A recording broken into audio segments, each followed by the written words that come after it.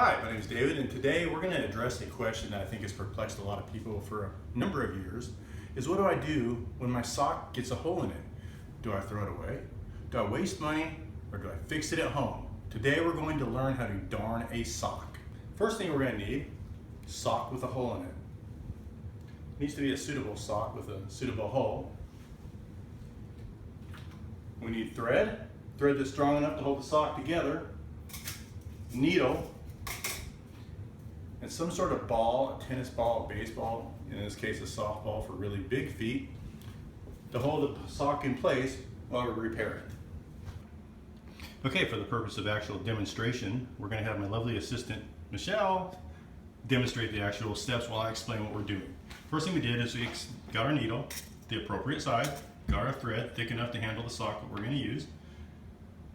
We threaded the eye of the needle and tied a knot at the end of the thread so as not to keep pulling it all the way through.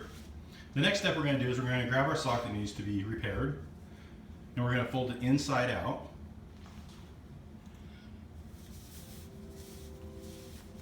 Slowly, apparently.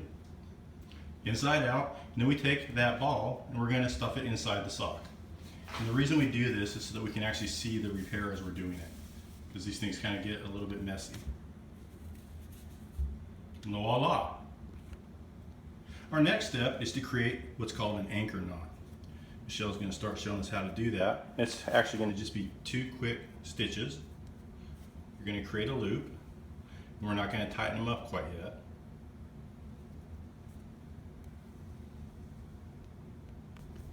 Okay, now we're just going to continue the process of looping through, making the knots, stitches as close as we can to each other, so our little piggers don't still poke through again. Look at that handiwork. I'm never going to buy a sock again, or I'm going to get stabbed.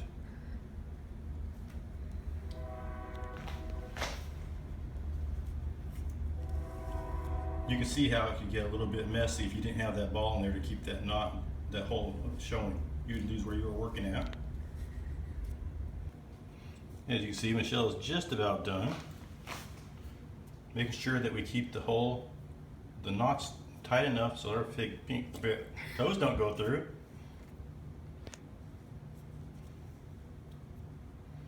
But not so tight that we get bored of actually doing the process.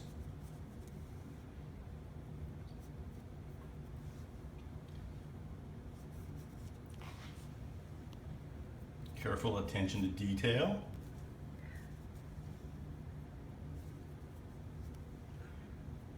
And then at the very end, we'll tie it off with a knot pretty tight. Don't want it to come loose again. Then we're going to cut it with a pair of scissors that she's going to show us here in a second. Reaching for her scissors. And we're going to cut, and we're going to just leave a little bit for shrinkage after we wash the sock.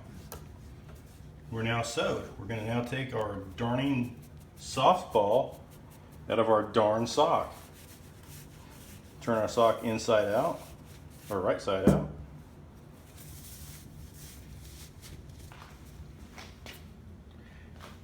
And look at that, you can't tell that it was ever damaged in the first place. Saves a lot of money for the kids. So, are you happy now, Mr. Sock? I'm happy. Okay, so today we've learned how to darn a sock. We've identified what kind of sock needs to be darned. The preferable material of the sock needs to be darned, which is wool. Most socks, though, unfortunately, are made of cotton, although they could still be darned like they did and make Mr. Sock very happy again. We've also identified today what kind of yarn we need to use, the thread, the thickness of it, and the reasons for that, based as that's the thickness of the sock, a thicker thread. We've also identified the items that we're going to need to do this, the reasons to use a softball or a tennis ball or whatever the case may be. Mr. Sock just wants to thank you for taking the time to watch this instructional video and hopes you'll help him and his friends live long and healthy and happy lives.